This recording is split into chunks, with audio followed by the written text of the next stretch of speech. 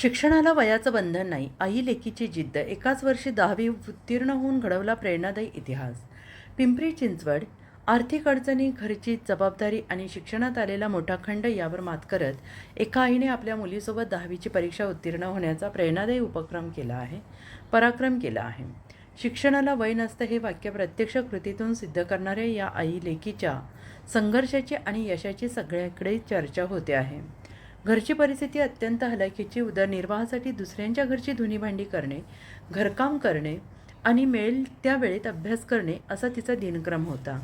घरातील शिलाई मशीन कुटुंबाच्या आर्थिक आधाराचं साधन बनली. दैनंदिन संघर्ष सुरू असतानाही शिक्षण पूर्ण करण्याचे स्वप्न मात्र तिने कधी सोडले नाही. तब्बल 20 वर्षानंतर तिने पुन्हा शिक्षणाची वाट धरली. 17 नंबरचा फॉर्म भरून तिने शिक्षणाचा धागा पुन्हा हातात घेतला. त्यानंतर मौसम फाउंडेशनच्या संध्याकाळच्या वर्गामध्ये नियमित हजेरी लावत अभ्यास सुरू केला. दिवसभर कष्टाची कामे, संध्याकाळी अभ्यास असा प्रवास करत तिने 10वीच्या परीक्षेची तयारी पूर्ण केली. विशेष म्हणजे याच काळात तिची मुलगी 10वीची तयारी करत होती.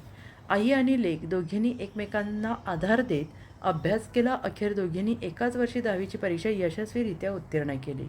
या यशानंतर आईने भावना व्यक्त करताना सांगितलं की परिस्थिती किती कठीण असली तरी जिद्द आणि मेहनत असेल तर कोणतेही स्वप्न पूर्ण करता येते. शिक्षणासाठी वय कधीच अडथळा ठरत नाही. आई लेकीच्या या यशोगाथेमुळे अनेक महिलांना आणि शिक्षण अर्धवट सोडलेल्या व्यक्तींना नवी प्रेरणा मिळते आहे. संघर्षातून यश मिळवणाऱ्या या दोघींची कहाणी समाजासाठी आदर्श ठरते आहे. बातमी आहे पिंपरी चिंचवडमधून. आपण बघतोय की शिक्षणाला वय नसतं हे प्रचिती सध्या आपण पिंपरी चिंचवड शहरामध्ये पाहायला मिळते.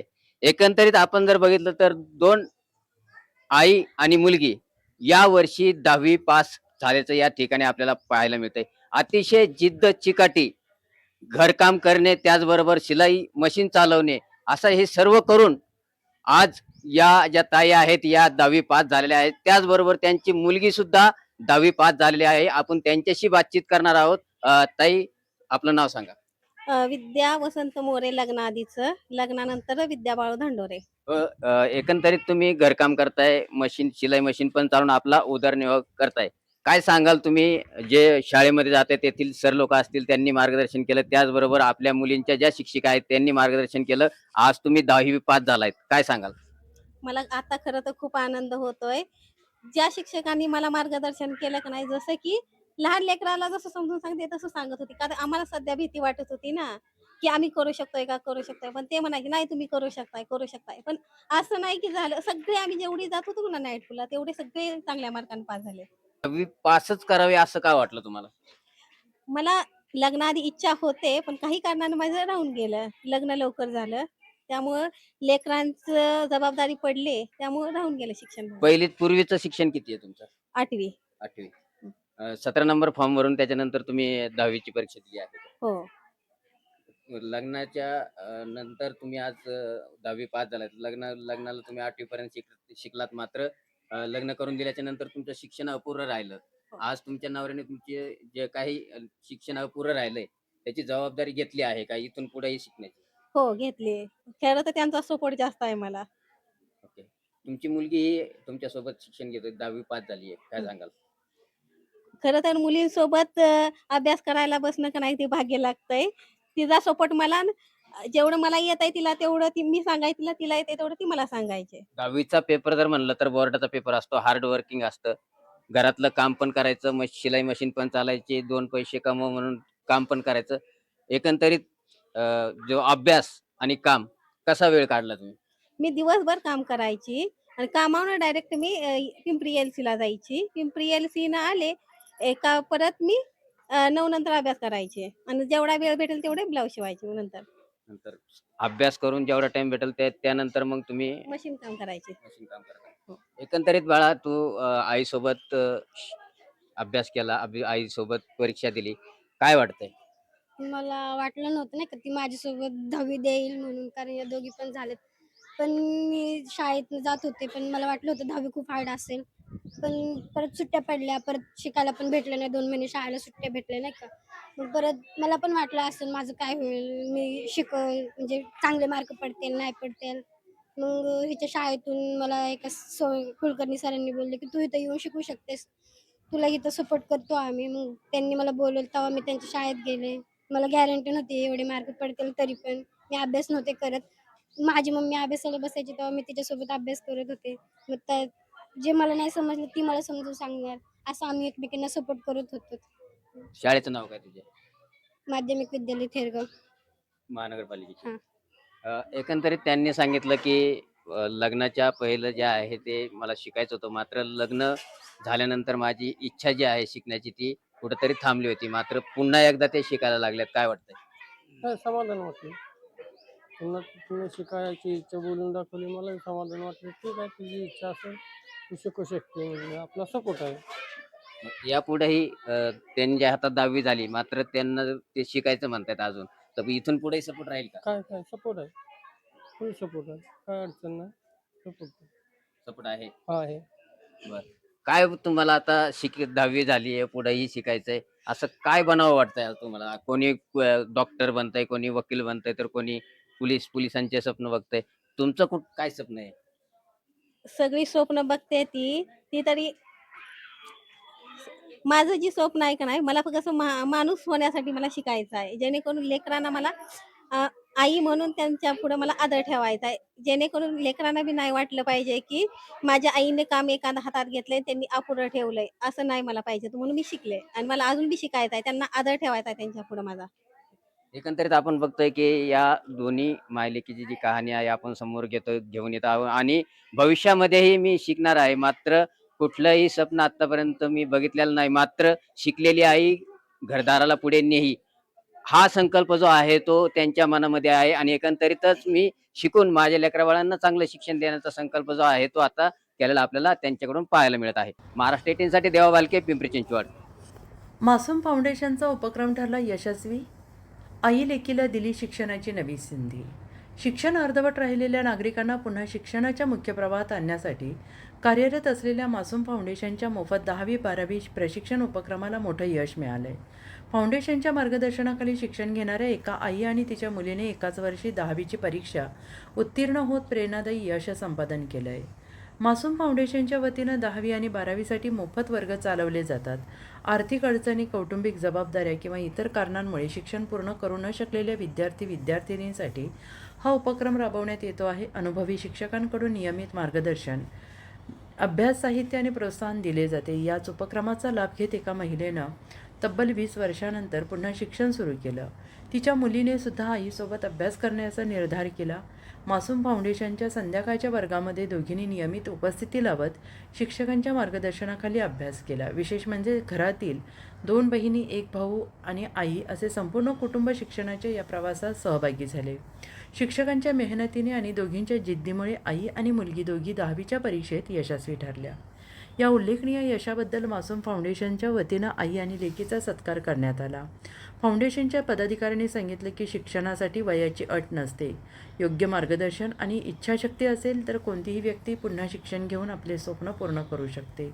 फाउंडेशनच्या या उपक्रमामुळे शिक्षणापासून दूर गेलेल्या अनेकांना नव्यानं संधी मिळत असून समाजातील वंचित घटकांसाठी हा उपक्रम आशेचा किरण ठरतो आहे.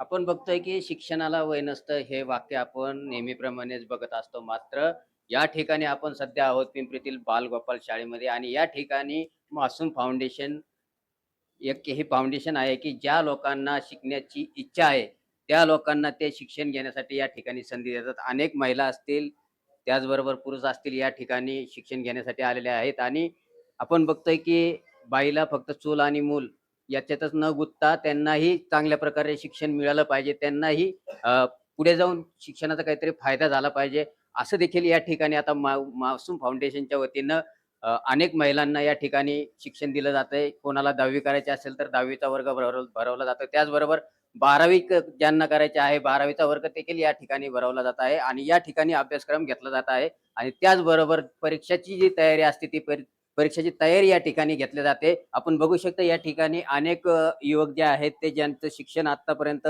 झालेलं नाही किंवा शिक्षणाची संधी हुकलेली आहे, असे युवक या ठिकाणी शिक्षण घेण्यासाठी आलेले आहे. त्याचबरोबर अनेक महिला ज्या आहेत ते या ठिकाणी शिक्षण घेताना आपल्याला पाहायला मिळत आहेत. अनेक वेळा आपण बघतोय की काही महिला ज्या असतात त्या आपल्या संसाराकडे वाटचाल बघून त्यानंतर जो टाइम मिळतो तो टाइम या ठिकाणी त्या आपल्या शिक्षणासाठी देत असतात आणि काही मासूम फाउंडेशनचे मेंबर जे आहेत ते आपल्यासोबत आहे. आपण त्यांच्याशी बातचीत करणार आहोत. खरं तर तुमचं स्वागत आहे. मासूम फाउंडेशन तर्फे तुम्ही 10वी आणि 12वीचे वर्ग भरता. काय सांगाल? मासुमी सामाजिक संस्था गेल्या 18 वर्षापासून गव्हर्नमेंटच्या नेट स्कूल सोबत काम करतात. 100 रात्रशाळांसोबत आपण काम करतो. त्याचबरोबर जिथे नेट स्कूल नाही आहेत त्या रात्रशाळांपर्यंत हे विद्यार्थी पोहोचू शकत नाहीत. अशा कम्युनिटीमध्ये आपण एक सायंकालीन अध्ययन केंद्राची ही कन्सेप्ट 2020-21 पासून पुण्यामध्ये सुरू झाली. एका सेंटरपासून आपण सुरुवात केली होती. आज आपल्याकडे 10वीचे 10 सेंटर चालतात. त्याचबरोबर 12वीचे 4 सेंटर आता सध्या चालू आहे. आणि विशेष बाबमध्ये या जूनपासून आपण विशेष LGBTQ कम्युनिटी जे आहे त्यांच्यासाठी एक विशेष समाज कल्याण विभाग आपल्याला सपोर्ट करतो आणि त्यांच्याच विभागामध्ये आपण या 22 जूनपासून त्यांच्यासाठी सायंकालीन अध्ययन केंद्र सुरू होते. तर अशा प्रकारचं हे 10वी आणि 12वी या दोन ह्याच्यासाठी आपण सपोर्ट करतो. साधारणतः किती तृतीयपंथी जे आहेत ते या ठिकाणी शिक्षण घेतात? यावर्षी आपलं हे पहिलंच वर्ष आहे पुण्यामध्ये, पण सायन या ठिकाणी मुंबईमध्ये आपण गेल्या 2 वर्षापासून तिथं यांचा वर्ग चालू आहे आणि सध्या 12वी पण यावर्षी 89% निकाल लागला आणि पुण्यामधला हा पहिला प्रयत्न आम्ही नक्कीच त्यांच्यासाठी सुरू करतोय. तर आम्हाला यश मिळेल अशी आशा आहे. आतापर्यंत कोणी संपर्क केलाय का?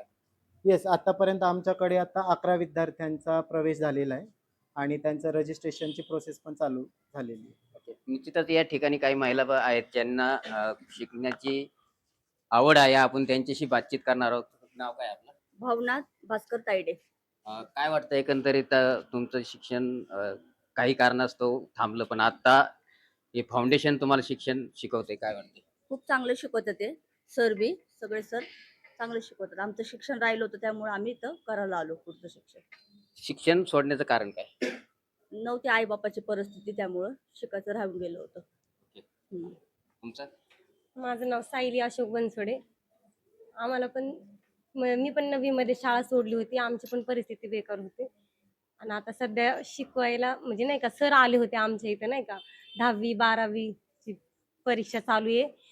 कुणाला यायचे त्यांनी पण म्हणजे नाही का वयाची अट नाही आहे इथं.